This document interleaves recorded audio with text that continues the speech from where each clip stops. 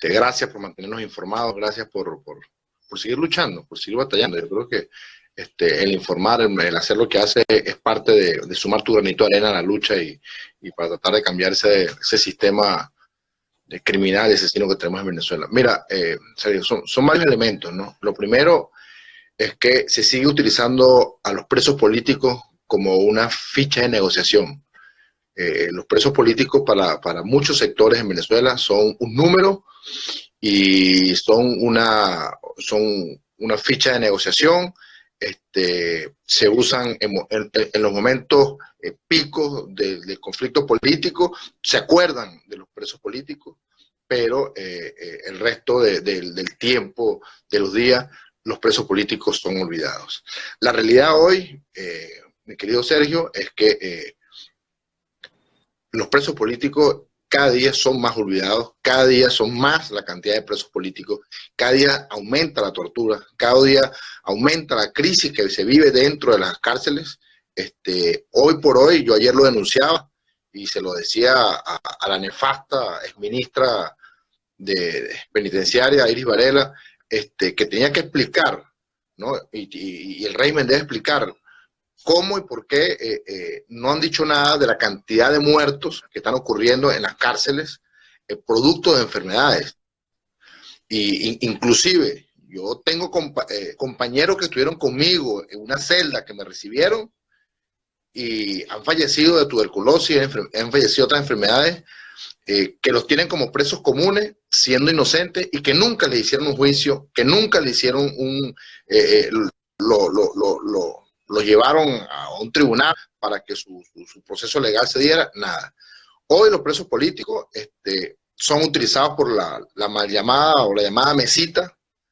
Liberaron 23, de los cuales todos tenían boletas de libertad, todos tenían medidas cautelares del régimen, o sea, no liberaron a nadie. Lo que hicieron fue, el régimen los tiene ahí depositados, listos para que cuando llegue un acuerdo decir, bueno, nosotros vamos a liberar esto.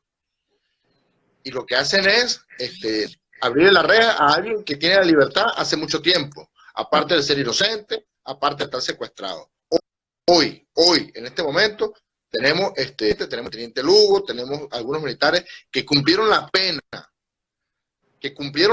Sergio. O sea, siendo inocente, se le puso una pena, le dieron una medida cautelar a principios de año, le dieron la boleta, los liberaron en la mañana y en la noche los estaban metiendo presos otra vez.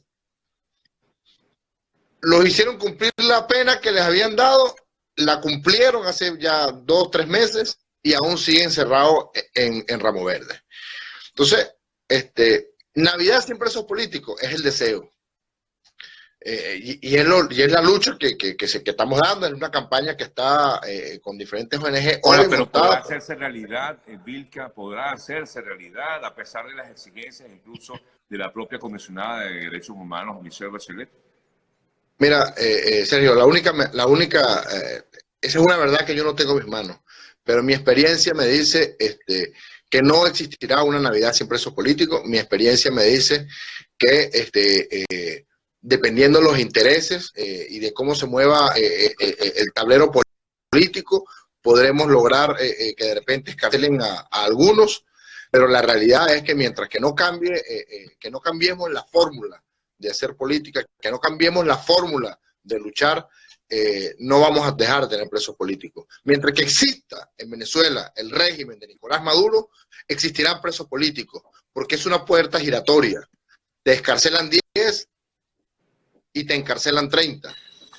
El régimen de Nicolás Maduro necesita tener dentro de los calabozos ciudadanos presos para negociar, para intimidar, para someter al miedo a la población, para que no luche, para que no proteste, para que no pelee. Ahí está lo de la Asamblea Nacional, yo ayer lo dije.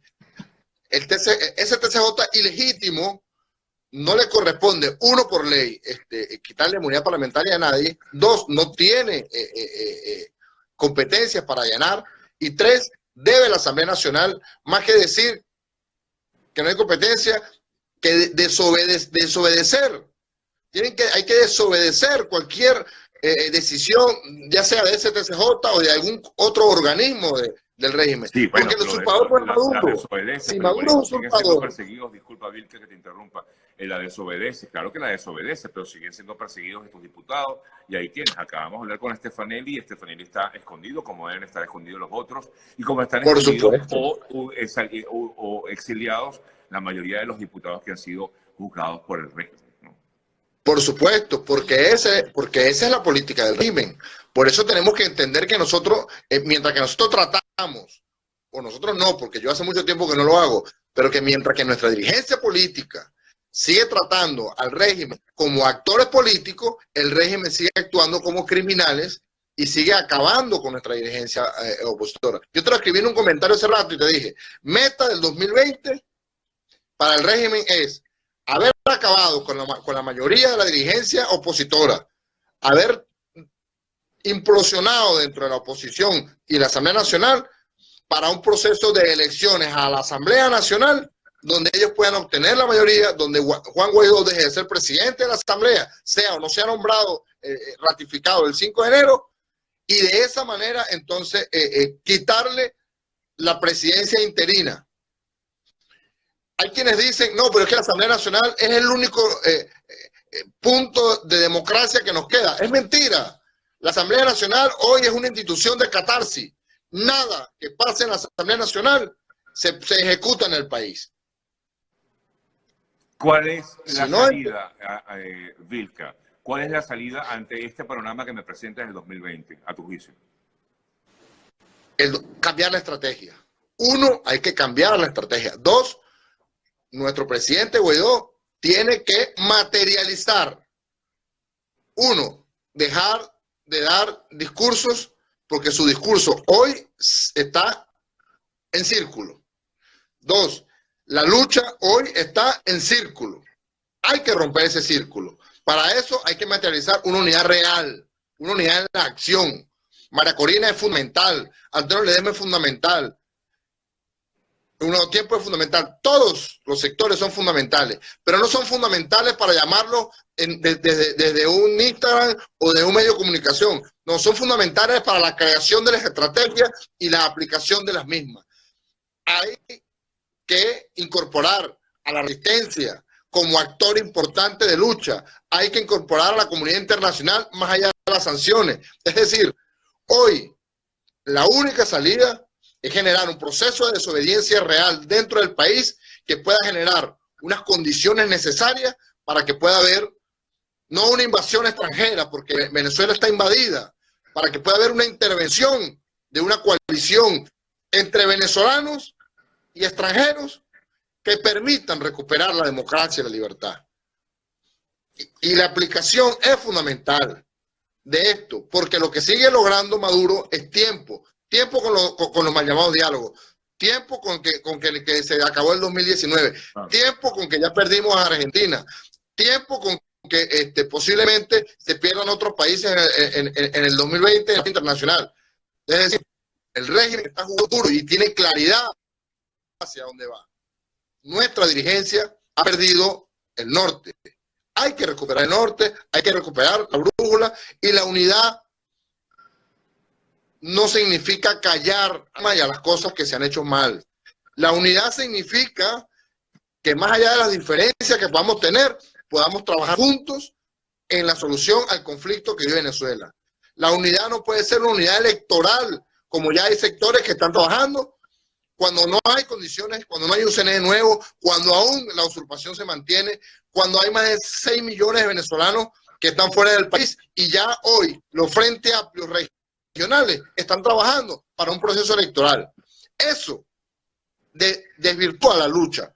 Eso demuestra que no es precisamente lo que viene diciendo el presidente Guaidó. O sea, apoyo al presidente Guaidó, pero hago lo contrario a lo que el presidente Guaidó ha mantenido y ha dicho.